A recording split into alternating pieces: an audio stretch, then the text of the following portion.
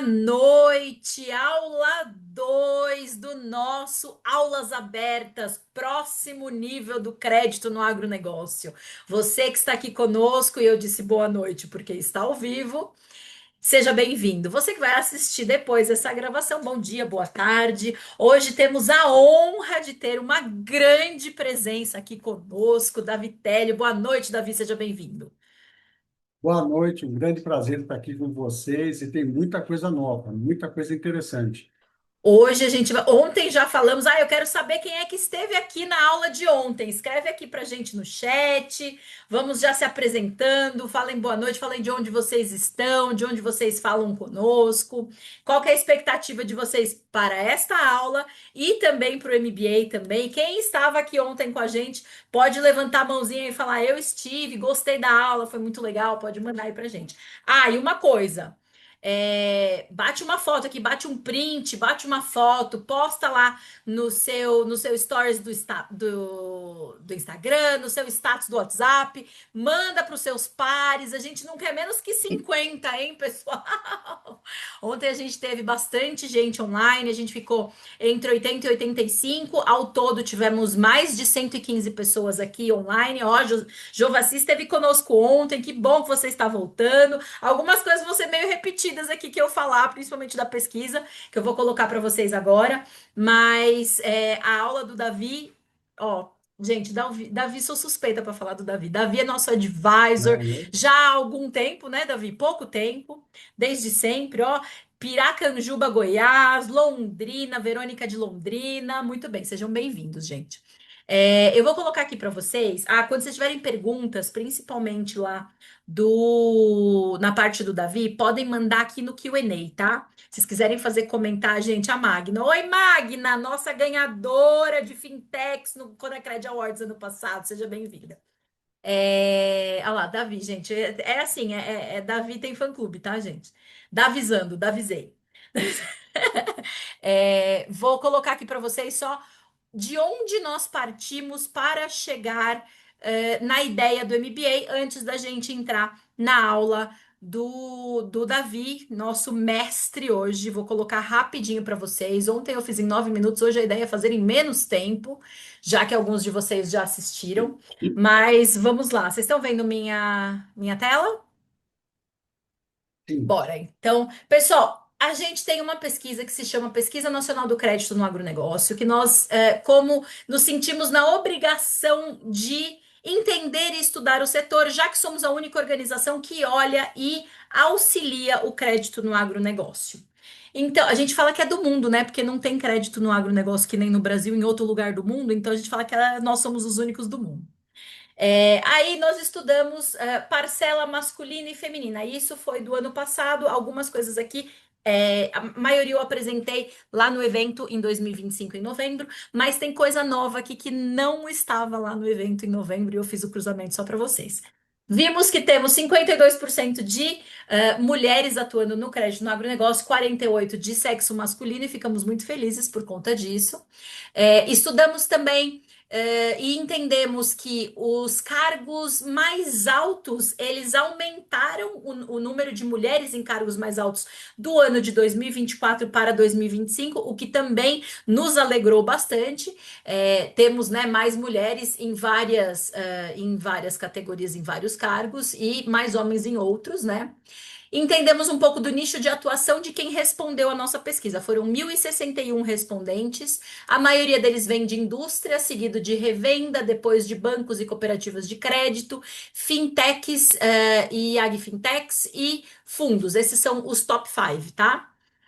Depois nós, que sempre perguntam, em todo roadshow eu pergunto, pessoal, quem aqui é formado em crédito no agronegócio? Ninguém levanta a mão. Por que, Davi, que ninguém levanta a mão quando a gente pergunta isso? Porque eles nunca viram, e nunca participaram de uma escola efetiva, de um curso efetivo conectado 100% no agronegócio. Aí eu vou mostrar para vocês aqui depois do nosso sonho. Bom, as cinco graduações mais vistas dentro desses respondentes são administração como top número um, contabilidade, direito, agronomia e economia. E aí nós pesquisamos um pouquinho também, fizemos um cruzamento de dados de cargos e escolaridade. E vimos sim que tem muita gente que faz pós-graduação, e aqui de cargo, se a gente focar no roxinho, que é gerência, no azul clarinho e no laranja, azul claro sendo diretoria e laranja C-level, a gente vai ver que a maioria estão nos cargos mais altos. Então, doutor, você vai ver que tem aqui, ó, doutor, bastante gerência que é doutor. Ensino superior, você tem um pouco aqui de C-level só, você tem um pouco de diretoria, um pouco de. Mas se você ver mestrado e pós-graduação, que já são um nível mais elevado de escolaridade, você vai ver bastante aqui, ó. Olha o tanto de gente mestrada aqui. C-level, diretoria e gerência. E pós-graduação, mesma coisa. C-level laranja, diretoria aqui e gerência aqui. Então, a gente até entendeu, poxa. Tem que estudar mais mesmo. Mas aí vem algo que me deixou boquiaberta e foi algo que eu não apresentei lá no Conacred em novembro, Davi, não apresentei, tô apresentando aqui só para vocês, que foi o cruzamento de quem. Então, nem tá tão bonito, tá, gente? Cargo e faixa salarial. Isso aqui, a gente usou a inteligência artificial para nos ajudar realmente a fazer esse cruzamento de dados aqui com os dados que a gente tem. E já está aqui em nível, ó, né, crescente. Assistente, analista, supervisão, coordenação. Esse azulzinho representa de 2 a 9 mil reais mês. Esse laranjinha de 9 a 15. Esse verdinho de 15 a 20. O vermelho de 20 a 27 e o roxinho acima de 27. O que nos fez entender que realmente, óbvio, já era meio óbvio, né? Os maiores cargos são aqueles que têm maior salário, né? Já é de se entender, porque a pessoa já está há mais tempo, já trabalhou mais, enfim, já estudou mais, e que tem tudo a ver também com o educacional, com, né, com o que a gente acabou de ver ali. Eu estou tentando voltar e não está voltando. Aqui, com a Agora, escolaridade. Então, né, nesse de estamos salário, aqui. Maíra, vamos lançar uma pergunta agora, que todo mundo está olhando, e eu tenho certeza que cada um está se vendo aí. Tem analista, eu sei que tem coordenador, tem especialista, tem gerente, tem um monte de gente se vendo aí. Todo mundo manda uma mensagem no chat dizendo quem vai pedir aumento de salário a partir de amanhã, que está na hora. Eu quero. Porque quando a gente olha essa faixa, gente, está na hora de eu pedir aumento, não é possível.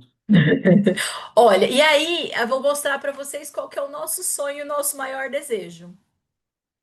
É chegar ali na frente, daqui 2, 3 anos, e falar assim, cara, mais de 50% dos nossos respondentes são formados em crédito, comercialização e gestão de risco no agronegócio. Esse é o nosso maior desejo. Davi, te deixo aqui o palco. Olha lá, já tem gente aqui, já tem gente pedindo aumento. Jovaci já pediu aumento, já mandou mensagem até para o chefe. Davi, do Manda que vamos bala, falar gente. hoje?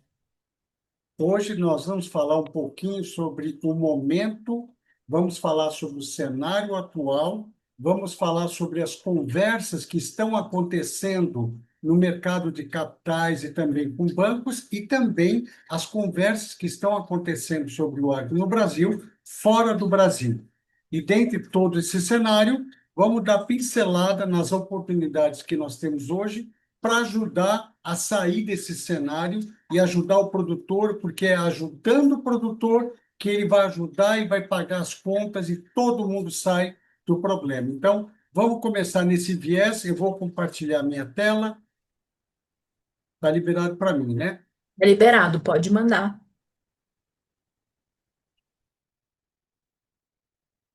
E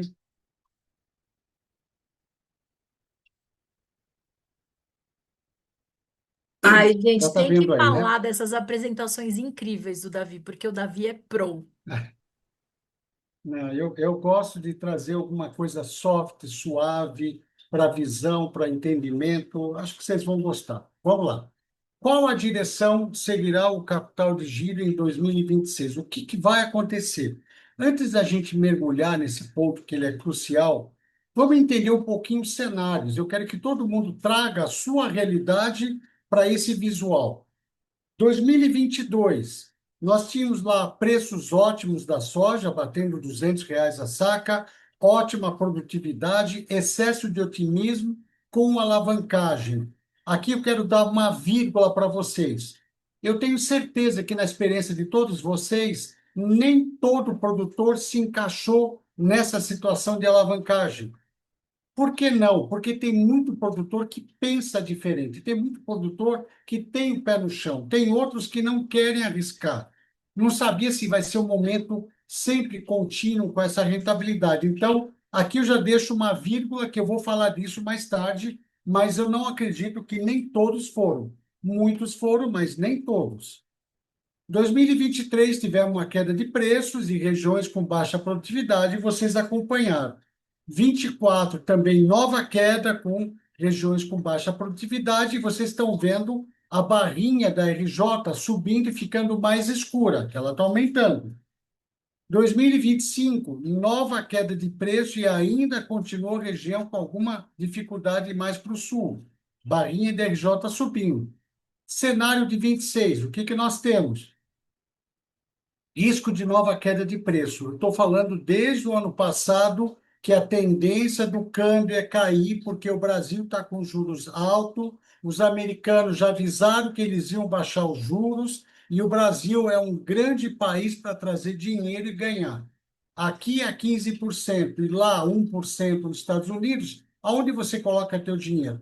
Então, hoje, todo mundo viu o câmbio chegando a 5,15, 5,12. O ano passado, quando o produtor comprou insumos, estava a 5,50. Daí vocês veem o que acontece com a barra. A sorte é que Chicago manteve um preço relativamente alto.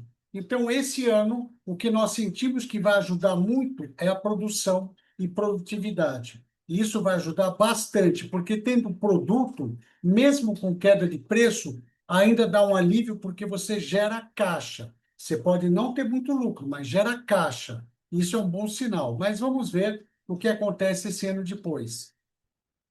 Perdas com impacto sistêmico em toda a cadeia. Então, todo mundo viu o produtor perdendo com produtividade, perdendo com preço, perdendo em todos os sentidos. Evidentemente, isso impactou o seu fornecedor de insumos, que é o distribuidor de insumos. Se impactou ele de não pagar a conta, ele faltou recurso, ele também não conseguiu pagar todas as contas da indústria de agroquímico. E, obviamente, a indústria também não conseguiu segurar o rojão, e isso impactou também o setor bancário, tanto pelo produtor, como distribuidor, como pela indústria, todos impactaram o setor bancário, no sentido de perdas, inadimplência, etc., e também o mercado de capitais foi impactado. Aí vocês já imaginaram, peraí, então quer dizer que já estamos concluídos que todo o impacto sistêmico aconteceu em todos os lugares, todos os players, e agora vamos começar a virar a página. Não. Tem um player que eu acho que é um dos mais importantes, que ele foi impactado, e ele dita as regras do jogo, que são as grandes multinacionais, as matrizes lá fora. O que que aconteceu com a matriz quando a indústria não consegue pagar a conta? Não remeteu lucro, não pagou os insumos que importou, representou resultado, problema de capital de giro, isso impactou a indústria. Para vocês terem uma ideia, há indústrias, tanto na Índia, como nós temos na Europa, como nós temos na China, elas entendem tudo sobre a RJ e sobre a inadimplência do Brasil. Eles falam de igual para igual porque eles entenderam tudo, por conta do nível de impacto que teve. E o que que foi isso? Foi esse volume que nós sentimos aí de recuperação judicial, que em 2024 tivemos um número aí relativamente grande de produtores, até setembro de 25 já foi bem alto, imagina como vai fechar dezembro, e a boa notícia é que a Receita Federal está tributando na homologação o deságio sobre produtor pessoa física.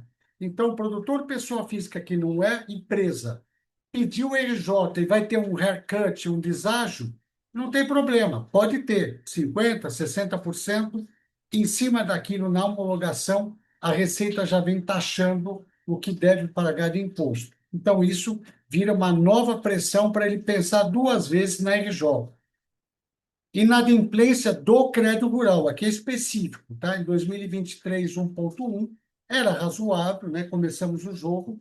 2024, 2,3 aumentou 100%, já em 25, 6,5%, foi 183. Então, foi bastante. Agora, olha esses dados do Banco Central. Inadimplência maior que 90 dias do produtor rural com bancos e cooperativas de crédito já bateu 10% até setembro do ano que vem. Deve chegar, chegou em 400% de aumento desde julho de 24 e deve chegar a 12% total. Isso representa 125 bilhões de inadimplência, atraso, prorrogações, que é 15% do total do crédito rural. É muito, mas não é o total, é muito. Vamos entender cenário. Muita gente me pergunta, porque eu tenho muitos anos de agro, Davi, me compara essa crise com anteriores, o que que aconteceu, como foi, como é que saiu disto? Eu puxei uma só lá de 2005, que faz mais ou menos sentido parecido. Compare uma coisa, 2005, 2023. Lá, em 2025, o cenário estava com uma Selic de 19,5%. 19,5%. Esse ano, 2023, quando começou o pique da nossa cangorra, estava 13,75. Soja em Chicago, em 2005, caiu 20%. 2023 caiu 13%, menos. Porém, a soja em Paranaguá caiu 28% por conta do impacto da taxa de câmbio. Soja caiu Chicago 20 e o câmbio caiu muito mais, foi para 28.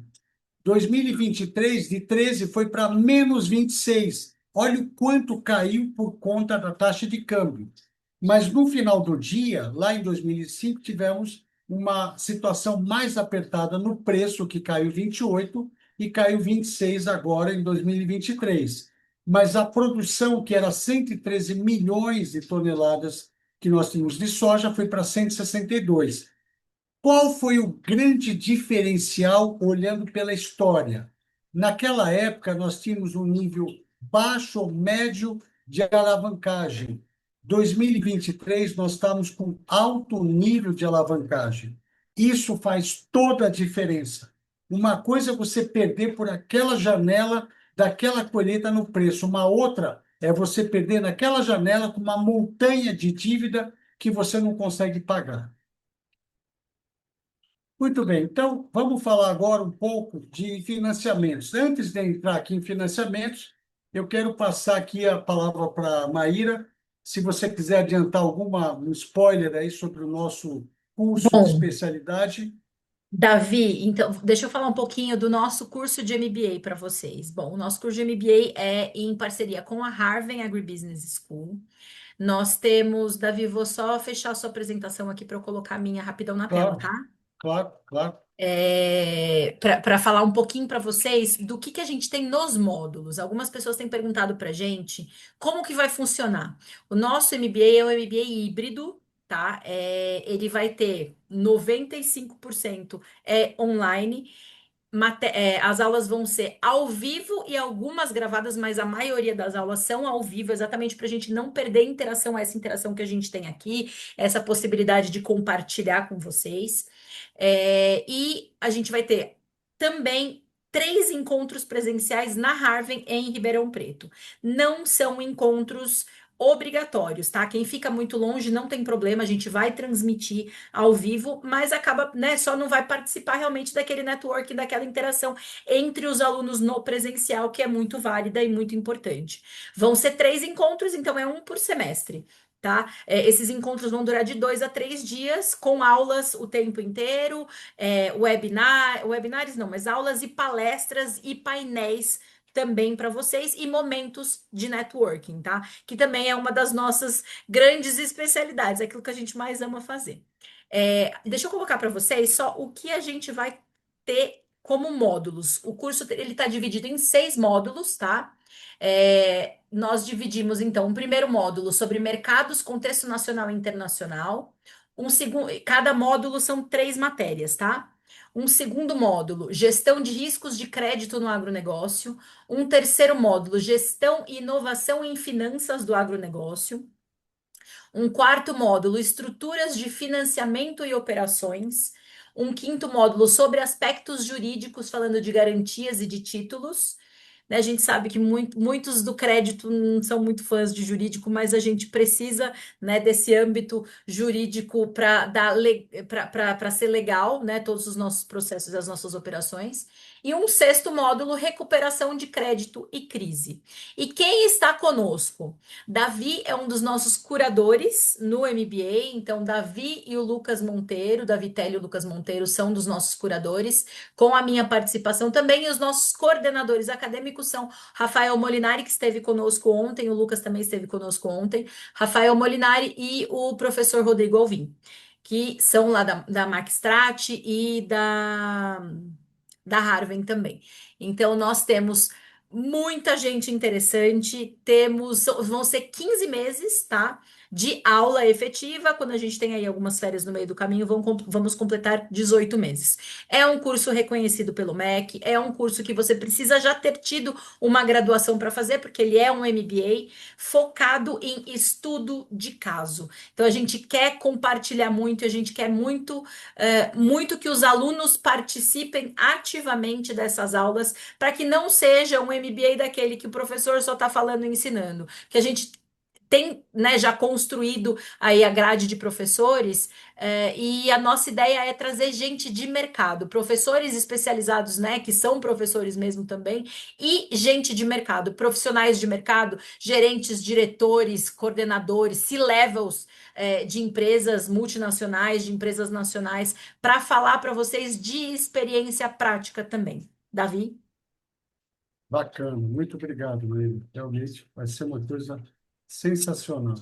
E a gente vai chegar nos É, 51% de gente formada em crédito, gente. Eu creio não nisso. tenha dúvida, não tenha dúvida. Então, vamos falar agora um pouco de financiamento, do que interessa. Olhando para o lado de financiamento, todo mundo lembra que até pouco tempo nós tínhamos muito forte mercado de capitais, bancos, cooperativa de crédito financiando o produtor, financiando o distribuidor, muito distribuidor vendendo carteiras e todas as indústrias também operando no mercado. Todo mundo operando. Qual é o movimento que nós estamos tendo esse ano? E eu estou falando com base em conversas do ano passado até ontem. Nós estamos enxergando todo o mercado direcionando para as indústrias para elas suportarem o negócio. Qual que é a estratégia? A indústria multinacional que está operando, que tem negócios, eles estão querendo direcionar os recursos, a indústria prepara a estrutura de operações, coloca dentro do distribuidor, que ela banca partes de primeiras perdas e ele, distribuidor, financia também o produtor, com base numa cadeia, todo mundo se ancorando no que a indústria está podendo fazer para ajudar. Ou seja, hoje o distribuidor não tem mais fôlego para aguentar esse crédito sem o apoio da indústria. O produtor não consegue crédito tão fácil com os bancos devido à restrição de crédito, devido a atrasos. Os bancos estão muito restritos e pedindo muita garantia. Então, esse está sendo um cenário de tendência que está se consolidando a partir deste mês. Então, vamos falar um pouquinho desse mercado. Então, hoje, o produtor rural tem um capital de giro que ele vai buscar pelo banco público ou privado, pelos empréstimos tradicionais, com alienação fiduciária, etc. Nós temos as cooperativas de crédito bem atuantes, porém com volume menor, apertando crédito, restringindo e seguindo na toada deles. Nós temos também a possibilidade de emissões de CRAs, né, que pode fazer essa captação no mercado de capitais, e temos também, através do FIAGRO, Fundo de Investimentos nas cadeias produtivas agroindustriais. Nesses dois, eu quero dar uma paradinha para vocês entenderem uma coisa. Até hoje, o que os CRAs e os FIAGROS operaram muito foi o fornecedor de insumos vendendo carteira do produtor que está devendo para o mercado financeiro. Então, ele vendia carteira de recebíveis para as gestoras, para as securitizadoras de CRAs e FIAGROS, e lá tinham seus problemas, que isso acabou trazendo perdas para o mercado de capitais, e hoje estão revertendo um quadro que esse parece que já está sendo definitivo. O que está acontecendo? O mercado de capitais está preferindo financiar direto o produtor, tendo o seu fornecedor garantindo primeiras perdas, e o produtor, por conta e ordem dele, manda pagar o fornecedor. Por que isso? Porque financiar direto o produtor, sem que seja uma carteira, ou seja, a emissão primária, o produtor emitir uma CPR para um fundo ou para um CRA, ele vai financiar direto e mitiga o risco de fungibilidade. O que é esse risco que traz tantos prejuízos para o mercado de capitais? É quando o produtor ele deve uma duplicata que foi vendida para o mercado, o produtor foi notificado e o produtor resolveu, por qualquer motivo, depositar o valor que ele deve lá para o seu fornecedor e o fornecedor não repassou o dinheiro para o mercado de capitais. Então, ele ficou com o dinheiro. E aí vem processo, questão judicial e tudo mais. Então, o fato de o dinheiro para o fornecedor e ele não vai para o mercado de capitais é um risco de fungibilidade que ele chama. Outro risco é o risco de fragilidade da notificação. Quando o mercado de capitais compra uma carteira do fornecedor, tem que ser notificado o sacado, que é o produtor rural, e qualquer fragilidade naquela notificação, sem a evidência, sem a confirmação, ele pode, produtor, alegar mais tarde que pagou o distribuidor porque ele não foi devidamente notificado. Isso, esse risco cai em fragilidade, traz prejuízo. E um outro ponto que o mercado de capitais está pensando é nos títulos de crédito de emissão primária diretamente para o fundo ou para a securizadora, são mais eficientes na cobrança, porque não traz aqueles vícios comerciais, como, por exemplo, essa duplicata eu não vou pagar porque você não me entregou o produto no dia certo, você me entregou um produto que não funcionou. Tem uma série de discussões que pode empacar na obrigação do produtor ter que pagar. Então, novidade no mercado: muitas casas, muitas gestoras, muitos investidores estão preferindo agora financiar direto o produtor na originação com o seu fornecedor, que vai apoiar a estrutura para fazer um financiamento. Outra coisa que está vindo agora, nova, que eu estou gostando bastante, eu vou dar uns spoiler aqui, mas no EBA vou trazer muito mais detalhes dessa estrutura, que é as plataformas de equity crowded funding. Esses nomes americanos é uma chatice, gente, mas não tem jeito. Foi batizado. Seriam ativos de crowded funding. Eu vou explicar melhor aqui nesse quesito aqui, para vocês entenderem. O crowded funding, ele significa um financiamento coletivo. É como se fosse uma vaquinha. Imagina o seguinte: ele financia projetos de produtores rurais ou agroindústria, democratiza o crédito rural, pode fazer uma coisa picada para qualquer um, não precisa ser um produtor gigante, e é uma alternativa para restrição de crédito e taxa de juros alta. E é uma captação de recursos online via uma plataforma digital. Então, eu vou dar detalhes para vocês entenderem. Quem são os investidores? Pessoas físicas. Eu, vocês, qualquer um. Pessoas físicas que investem um pouquinho, R$ 1.000, R$ 2.000, R$ 5.000, não importa. Pessoas físicas, ganhos que o pessoal pode ganhar, o investidor, juros, alguns benefícios, participação de lucros, alguma coisa vai ter que ter ganho para ele poder investir, ser atraído. E o que nós temos até o momento é um regulamento da CVM, que é o 88 de 2022, mas ele não se enquadrou, não se encaixou no agro. E esse ano a CVM já está trazendo um aprimoramento desse regulamento, que já está em consulta pública, para escutar o mercado e melhorar isso. Eu vou dar mais exemplos para vocês terem uma ideia.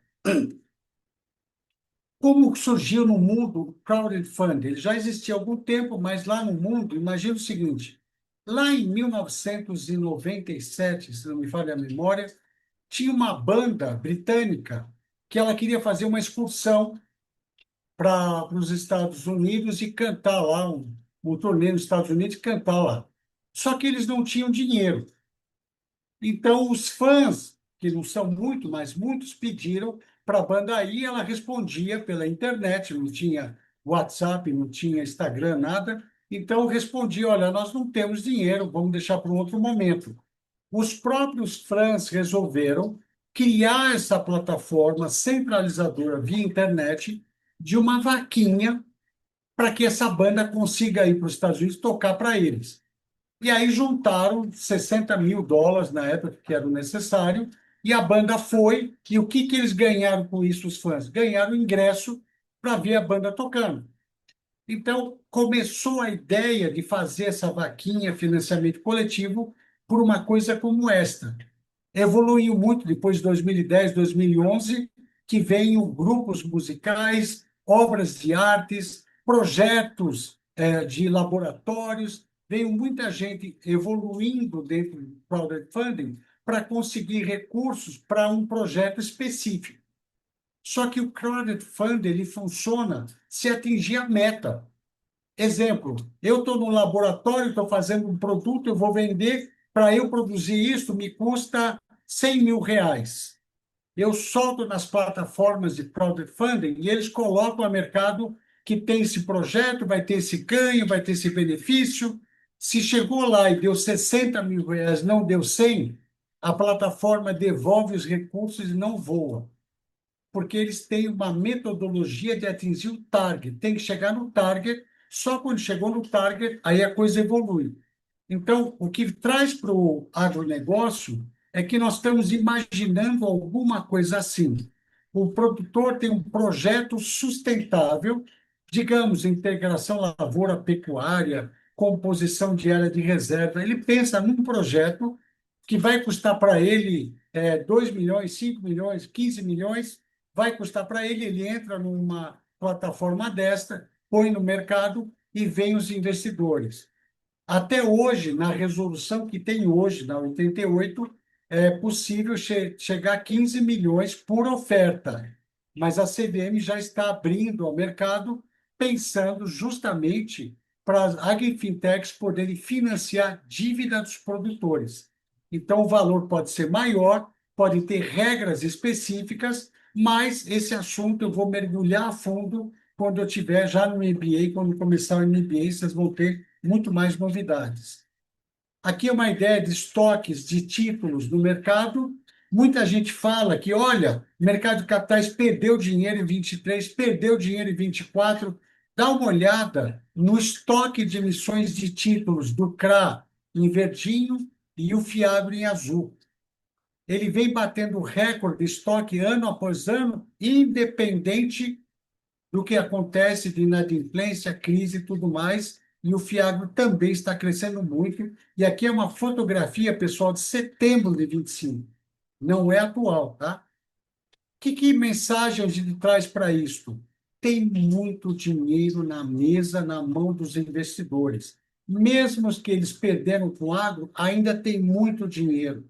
Nós mesmo aqui estamos emitindo mais operações e eles estão ouvindo estrutura e propostas, mas, claro, eles estão sendo mais restritivos, estão preferindo financiar direto, estão vertendo o jogo para mudar, mas continua subindo e, na minha opinião, vai subir mais ainda esse ano de 2026.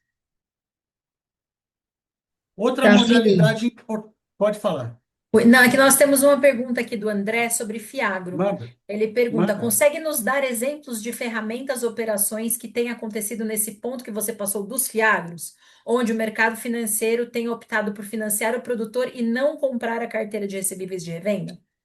Sim, sim, eu consigo. Eu não posso falar nomes, né? Porque eu estou estruturando uma operação assim hoje. Mas qual que é a conversa?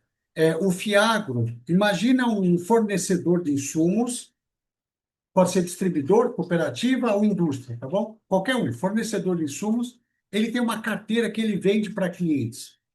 Normalmente, ele dá o crédito e vende a prazo para aqueles produtores. Normalmente, ele pega a duplicata, ele vende no mercado e faz caixa. O que eles estão gostando de ouvir e pensar no mercado de capitais é, ao invés de ele fazer uma venda nova, digamos safra, soja, verão 26, 27, ao invés de fazer uma venda nova, havendo a prazo para emitir a duplicata, leva a proposta com preço futuro, mostra para o produtor o pedido, o produtor fechou, olha, eu vou pagar R$ 1 milhão, comprei, vou comprar sementes, fertilizantes agroquímicos, R$ 1 milhão, bacana, para vencer em abril de 27. Ao invés de faturar com uma duplicata para ele, o vendedor coloca para o produtor, olha, o senhor vai emitir aí pelo celular, o senhor vai receber aqui um link no celular, o senhor vai ter uma CPL que o senhor vai assinar, só tirar uma foto com o documento, esse documento vai para o parceiro financeiro nosso e ele já vai financiar para vocês, liberando esse dinheiro pelo valor de 1 milhão, nada muda para a tua situação, é tudo igual. Nesse sentido, o produtor passou a ficar devendo para o fundo ou para a securizadora de uma coisa que ele comprou do fornecedor. Nada mudou na vida dele, nada. A diferença é que não vai ter uma duplicata e ele acabou de emitir uma CPR financeira, que pode ter sem de garantia nenhuma, só com uma fiança, mais nada, e ele emite para o fundo. E o fundo vai ter o título dele e ele vai ser por ponto e ordem que está na CPR para mandar pagar o fornecedor. Então, é simples assim a operação. Muda somente o viés no momento da comercialização. Naquele momento que deu o crédito, vai vender a prazo para aquele produtor, passar a mensagem que, ao invés de ter uma duplicata que ele vai pagar, vai ter um boleto que você emite uma CPR para o nosso parceiro e você deve ir lá. É simples assim. Então, só estamos virando a cena para trazer esse conforto para o mercado de capitais. Mas não Da- só eu, como já tem vários fazendo. Davi, o Renato pergunta aqui: isso seria um barter direto com o financiador da safra? Não seria porque o mercado de capitais não gosta de operar com barter, né? Por que que o mercado de capitais não gosta? Eles têm medo do produto físico, eles têm medo da soja, do milho, porque no barter normal, que a gente chama de barter, você tem que entregar uma CPR com um produto. E não é toda casa que opera com uma CPR física. Eles preferem a CPR financeira. Porque se vier a CPR física e através de um barter, você teria que entregar soja para uma asset manager, para um fundo, para uma gestora. E isso arrepia eles quando eles falam que eu tenho agora uma soja para vender, eu estou travando com uma. Então, é um assunto que ainda dá um curto-circuito na cabeça deles no mercado de capitais. Então, para o mercado de capitais, não é uma coisa muito bem-vinda ainda a estrutura do BARS. Então, eles emitem uma CPR financeira com obrigação de pagar valor em favor da gestora e faz o financiamento direto. Bom, mais alguma pergunta? Mais uma aqui, aí o Renato volta. Mas a CPR financeira não cai na vala comum da RJ? Sim, sim, cai, cai. Hoje, você já sabe de cor e salteado que só a operação do barter, que tem a trave efetiva, entrega física, etc., é extraconcursal na RJ. Esse modelo não sai do circuito da RJ do produtor rural. Do produtor rural. Olha o que eu estou falando. Mas sabe de quem que a gestora e o mercado de capitais também está se protegendo? Da cedente pedir RJ. Se a cedente pedir RJ, eles têm um título direto do produtor, tem mais conforto de cobrar direto, com menos problema nessa cobrança. Exemplo, é público o caso da AgroGalaxy.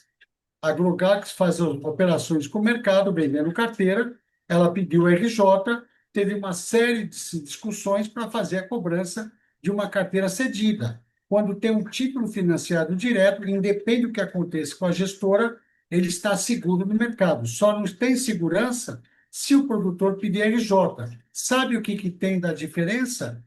O mercado de capitais trabalha pulverizado. Então, quando vem um fornecedor de 100 milhões de reais, eles têm 1 milhão por produtor, 1,5 milhão.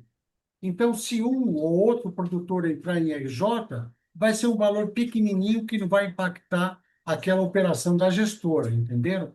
Então, a gestora tem a visão de pulverização no mercado todo e uma visão de ter um financiamento direto que traz conforto para ela. Inclusive, ela pode até mesmo dar uma precificação melhor porque tem menos risco. Ó, Davi, Isso. tá chovendo pergunta aqui, Davi. Opa, vamos A embora, vamos Fabiola embora. pergunta: nesse cenário, como a revenda caracteriza a operação contábil off-balance? Perfeita pergunta, excelente pergunta. É o seguinte, quando vocês fazem a venda, eu fiz um pedido para vender 1 milhão a prazo, tá bom? E na hora que eu vou faturar para o cliente, que eu vou fazer um faturamento a prazo, eu não vou vender essa carteira. Ele vai financiar direto lá com a gestora, tá bom? Com o fundo. O que que ela vai fazer? Quando eu for fazer o faturamento, primeiro eu vou pedir para o produtor emitir a CPR financeira antes de eu emitir o faturamento.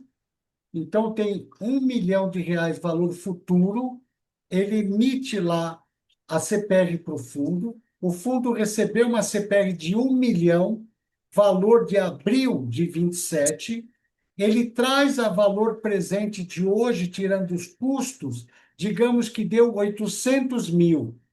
O fundo deposita 800 mil na conta do distribuidor, o distribuidor fatura à vista 800 mil absolutamente off-balance. Então, o distribuidor recebeu caixa no valor líquido de 800 mil, ele vende fatura à vista, porque quem vai pagar os juros a prazo é o produtor. Agora, qual é a pergunta bacana que fica por trás? Aqueles 800 mil corresponde ao custo, à margem do produtor e tudo que está sendo incluído para o distribuidor ganhar dinheiro?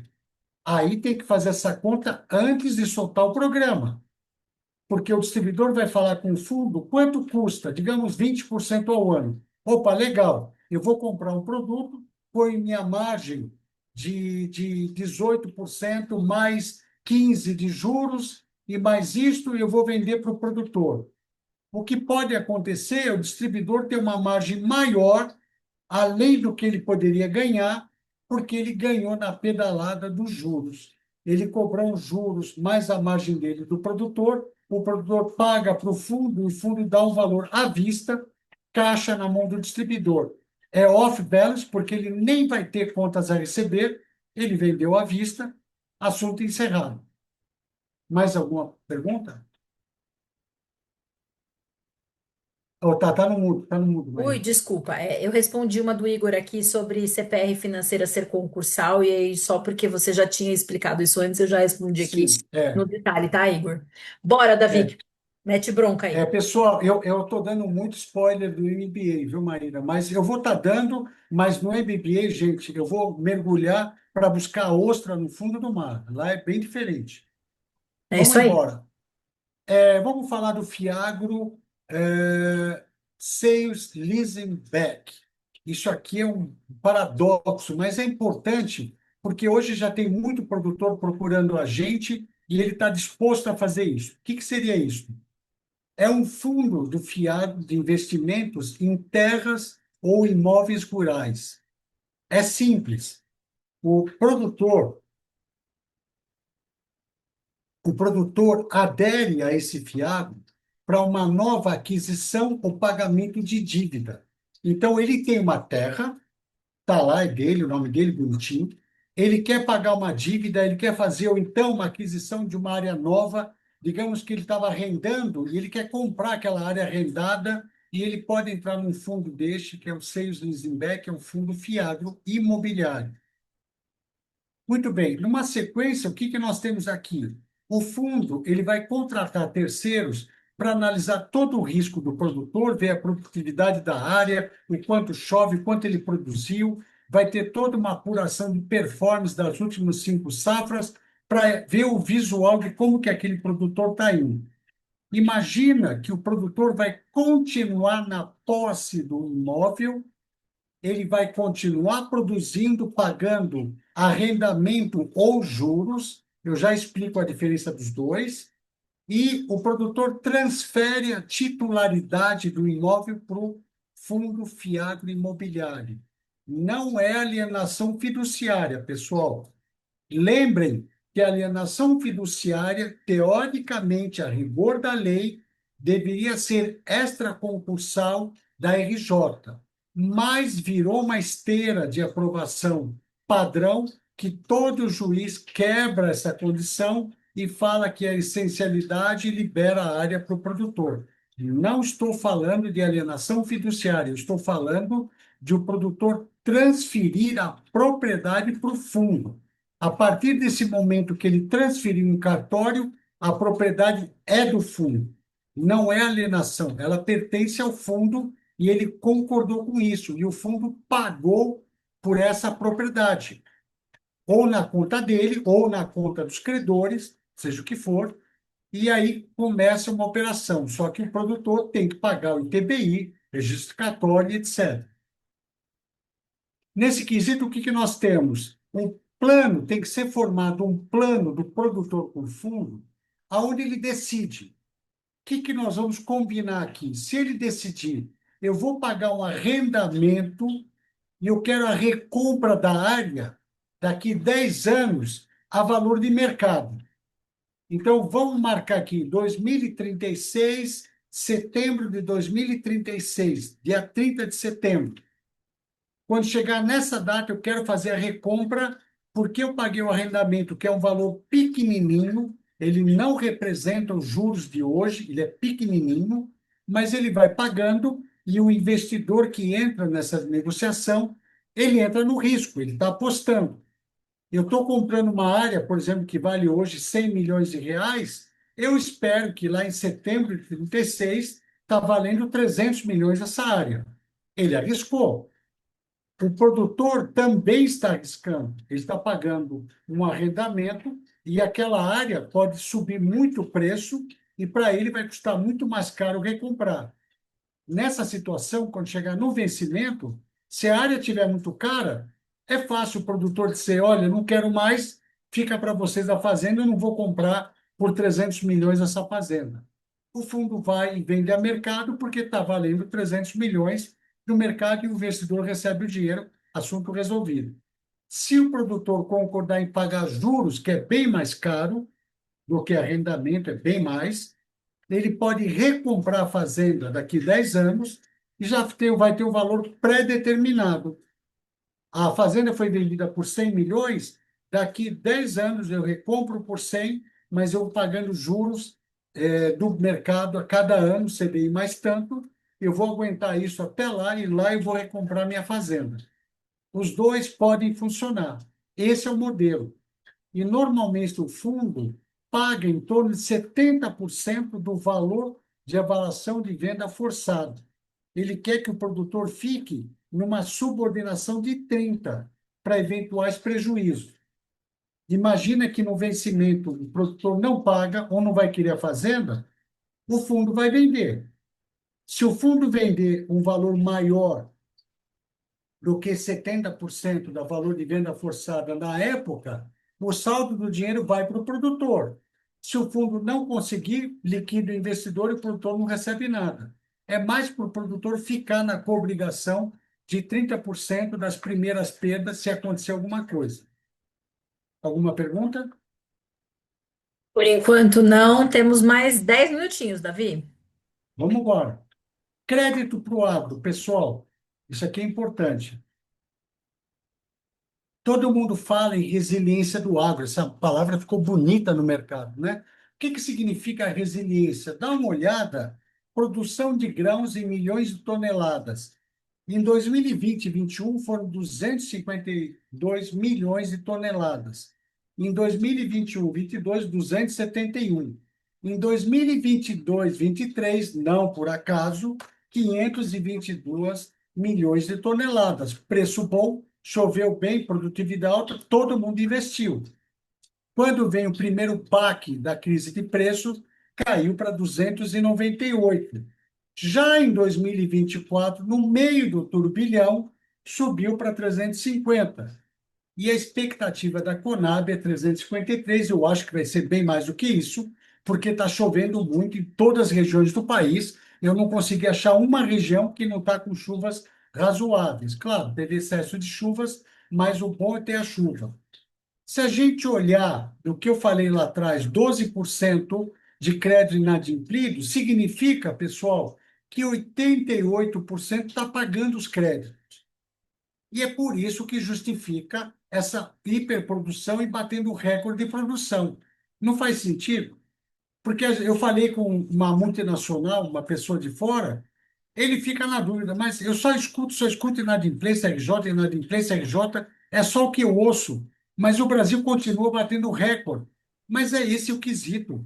A maioria está pagando, a maioria não fez endividamento, não está alavancado.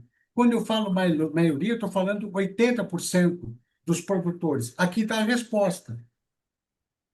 O que tem que para Davi, se fazer? Oi. chegou uma pergunta aqui que tem a ver com isso. Então, quando o produtor, da Ana Paula, quando o produtor está com o título cedido para o Fiagro, mas quando chega na data ele não paga a duplicata, ele no pagamento da duplicata ele não realiza a quitação, na prática ele fica devendo para a revenda ou para o fundo? Para o fundo. Ele fica inadimplente com o fundo, ele tem que pagar o fundo e o fundo pode executar ele. O que acontece nos acordos de operações com o fundo e com o mercado de capitais é que a cedente, o distribuidor, ele assume um colchão de primeiras perdas, 15, 20%, 30%. Então, as primeiras perdas, primeiras inadimplências, ele é obrigado a recomprar. Ele tem que pegar o caixa dele, do banco, vai lá no fundo, deposita o dinheiro, pega o título inadimplido e o distribuidor continua comprando.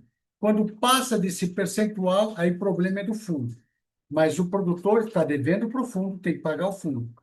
Maravilha. A Magna também já respondeu aqui no chat. Maravilha. Obrigada. Toca aí o A barco. Magna, ela é especialista. Vamos lá, caminhos para reconquistar o crédito. Pessoal, para vocês, isso é extremamente importante. Governança do produtor rural. Hoje, estamos enxergando inversão de papéis. Hoje, o produtor está fazendo e assumindo o papel de provar para o credor que ele é bom, que ele produz, que ele tem controle, que ele paga a conta. É diferente no passado recente, que o credor ia atrás de informações para ver se realmente era o produtor que tinha condições de pagar a conta. Hoje, ele, produtor, está preocupado por conta da restrição de crédito, está perdendo crédito de cooperativa de crédito de bancos, até no mercado de capitais.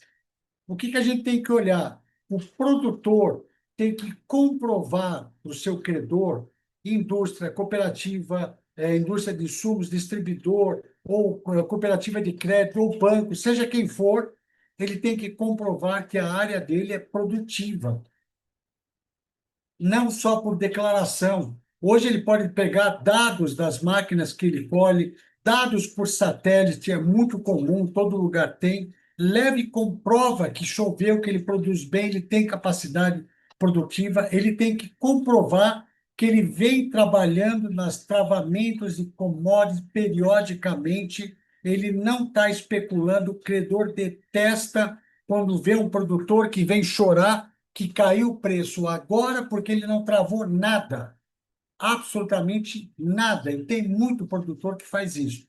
Se o produtor puser governança na mesa e mostrar isso para o credor, é muito provável que ele consiga.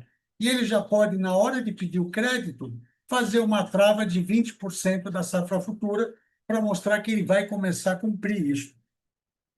Controlar com precisão todos os custos que ele tem, trazer dados, trazer o que o produtor pode fazer nas regiões, e vocês que estão no campo, procura aqueles consultores financeiros que ajudam na governança do produtor, ajudam na estruturação, para ele mostrar isso para o banco ou para a cooperativa de crédito. Ele tem que comprovar a capacidade de pagamento dele e quantos anos ele paga esse estoque de dívida. Então, imagina que ele tem 30 milhões de dívida, a receita de uma safra não paga, com certeza. Mas ele pode provar que se ele trabalhar assim, produzir assado, com esse crédito, eu consigo pagar uma parte esse ano, uma parte a outra, e em 2029 eu quito. Se ele comprovar com base em custo, produção, produtividade, controle de custos e pagamento das dívidas, ele comprova que ele consegue pagar a alavancagem. E, por fim, nós temos a apresentação da infraestrutura da fazenda. Ele tem que comprovar que a fazenda dele tem fundamentos. Ele vai dizer quantos anos de experiência que ele tem, quando ele tem um gerente de fazenda, ele tem funcionários, ele tem um bom maquinário atualizado, não é sucata, ele tem toda uma estrutura, ele tem fundamentos, é só produzir, ele só precisa de crédito. Por isso que eu falo, inverter o papel. Para vocês que trabalham com distribuição cooperativa, ou até indústria, tem que pegar na mão do produtor, fazer ele procurar um consultor local. Todo município tem, todo. Se bater na porta, todo lugar tem um consultor. Pede para falar com um consultor para organizar, que isso faz caixa, isso faz crédito para ele. Aí fica a dúvida dos credores. Imagina o seguinte: o credor ele vai financiar como sempre, vai restringir o financiamento ou financiar mitigando o risco. Hoje, o credor tem que se enxergar, tem que ver o que ele quer fazer daqui para frente. E aqui eu sempre falo, pela minha história de passado, experiência, revisitar o passado é essencial para aprimorar o presente e contribuir para mitigar os riscos do futuro. A gente costumava falar antigamente, quando eu era o head das áreas de crédito de indústria, eu costumava falar de dessecar cadáveres, né? Eu pegava os problemas que eu tive com o jurídico, contencioso, naquele momento, naquela crise, eu dessecava tudo para entender aonde eu errei, o que eu preciso melhorar, como é que eu preciso aprimorar, o que eu ponho de estratégia nova, como é que eu mitigo isso para o futuro. Eu posso ter outros problemas no futuro, mas não pode ser igual àqueles que eu tive no passado. Isso faz toda a diferença. E aqui a gente sempre fala, né? Só com o apoio dos credores, o produtor vai conseguir reduzir a alavancagem e sair da alavancagem de endividamento. Tem uma coisa que eu vou dar um toque do que foi dito ontem de RJ. Não, desculpa, vai ser dito amanhã. Estou dando spoiler, tá? Muito bem. Qual é a grande discussão que se tem quando a gente fala de um produtor alavancado que ele está sendo assediado por um advogado? Porque hoje os advogados estão assediando todo mundo. Ele tem, de um lado, o advogado assediando, dizendo todo o encanto da sereia para ele vir para a RJ. Se o credor não apoiar ele na essa ponta para dizer, vem comigo que eu te ajudo, eu vou fazer um planejamento, vamos melhorar a tua governança, vamos te ajudar nisso. Se ele ter apoio produtor, ele acaba desistindo da conversinha do advogado. Se o credor pisa na orelha dele, deixa ele com raiva, por conta que ameaça executar, ameaça protestar, ou está protestando, ou bate a porta na cara do produtor que não quer saber, a conversa do advogado faz mais sentido. É aí que ele vai para a RJ, não só por questões financeiras, porque ele ficou com raiva daquele credor, que talvez um dia era um parceiro. Então é isso, gente. Spoiler de amanhã. Bom, Mais perguntas? amanhã não. Amanhã teremos um webinar incrível com Davi Télio, com Ticiane Figueiredo, Beto Fava. Eu estarei por aqui só para mostrar minha cara mesmo, né? Porque com esse povo maravilhoso. Ó, gente, o Tony mandou aqui pra gente um webinar. Quem vai estar aqui com a gente pode responder, tá aí na, na tua tela. E quem amou essa aula? Davi, que máximo. Eu tô aqui. Gente, eu tô fazendo Tive MBA que por correr. osmose. É 1 hora de aula, tive que correr. Você imagina isso aqui numa matéria inteira? Eu tô passada aqui. Deu ter 2 meses de Tudo, aula. se tudo isso foi em menos de 1 hora, porque eu também falei um pouquinho aqui, atrapalhei. Imagina isso aqui numa matéria inteira. Eu tô passada. Pessoal, quero saber quem é que vai estar aqui com a gente amanhã e quero saber quem é que está animado para o nosso MBA. Então, começaremos assim que a gente fechar a turma. A ideia é começar ainda em março de 2026. Fechando a turma, a gente vai começar o MBA e você vai fazer parte da primeira turma, da turma pioneira do MBA de crédito no agronegócio. Aquele primeiro, quando eu falar assim, e aí, quem é formado no crédito no agronegócio? Levantar a mão com orgulho. Né, não, Davi? Exatamente, isso faz toda a diferença. Vocês não fazem ideia como isso ajuda. Eu fiz um MBA em Dom Cabral, mas era um MBA de corporação, né? Um MBA diferenciado não era do agro. A minha vida mudou. Depois do MBA que eu fiz, a minha vida, meu jeito de pensar, minha estratégia, meu raciocínio, tudo mudou por conta de tudo que eu aprendi, tudo que eu desenvolvi. Vai ser um MBA completo, a pessoa vai sair profissional do agro. Maravilha. Pessoal, aguardem amanhã um super webinar que vai ser assim uma aula estourada, falando de RJ, falando de sim. Ai, aquela pergunta, surgiu aquela pergunta ontem, viu, Davi? Qual que é a melhor garantia? A gente sempre tem essa pergunta, é a pergunta do milhão, todo mundo quer responder. E amanhã a gente vai estar aqui com vocês e principalmente não só com muito conteúdo, porque a gente vai ter, mas com uma condição muito especial para você fechar sua matrícula e vir com a gente nesse MBA pioneiro. Beijo para vocês, boa noite. Valeu, gente. Boa noite. Um abraço a todos. Obrigado pela participação.